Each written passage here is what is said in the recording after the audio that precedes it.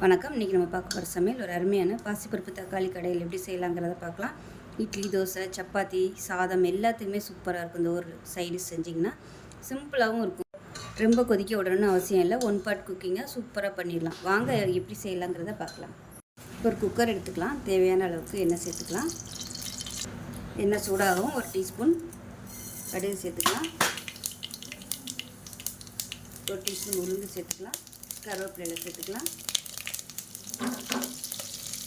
Medium size பெரிய வெங்காயம் cut பண்ணி வச்சுக்கலாம்.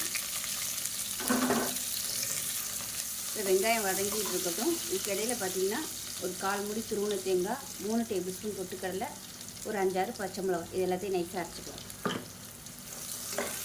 இப்போ இதில் கொஞ்சமாக பெருங்காயத்தூள் சேர்த்துக்கலாம்.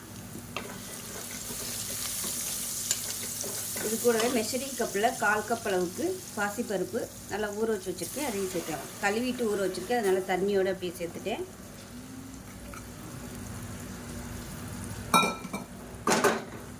இது கூடவே மீடியம் சைஸாக 3 தக்காளி மிக்சியில் அடித்து வச்சுருக்கேன். அதை சேர்த்துக்கலாம்.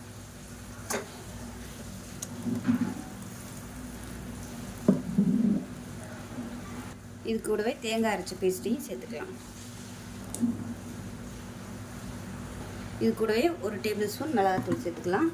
அதே போல் 1 டேபிள் ஸ்பூன் சாம்பார் தூள் சேர்த்துக்கலாம். இதில் கொஞ்சமாக மஞ்சள் சேர்த்துக்கலாம். இப்போ மிக்ஸி அலசிட்டு குழம்புக்கு தேவையான அளவு தண்ணி சேர்த்துக்கலாம். இன்னும் கொஞ்சம் தண்ணி சேர்த்துக்கலாம். இது எல்லாத்தையும் கலந்து விட்டுட்டு உப்பு சேர்த்துக்கலாம். தேவையான அளவுக்கு உப்பு.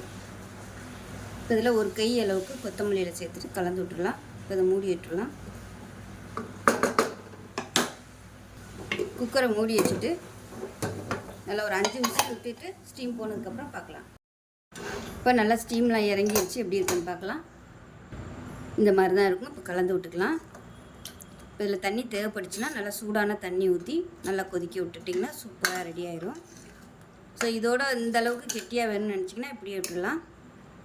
இல்லை இட்லி தோசை ஊற்றும்போது கொஞ்சம் தண்ணியாக வேணும்னு நினச்சிங்கன்னா நீங்கள் தண்ணி ஊற்றி கலந்துக்கலாம். நான் வந்து தண்ணி ஊற்றலை. அவ்வளோதான். சூப்பரான பாசிப்பருப்பு தக்காளி கடையில் ரெடி ஆயிடுச்சு. இட்லி, தோசை, சப்பாத்தி எல்லாத்தையுமே சூப்பராக இருக்கும். செஞ்சு பாருங்கள். செஞ்சு பார்த்துட்டு எப்படி வந்துச்சுங்கிறத சொல்லுங்கள்.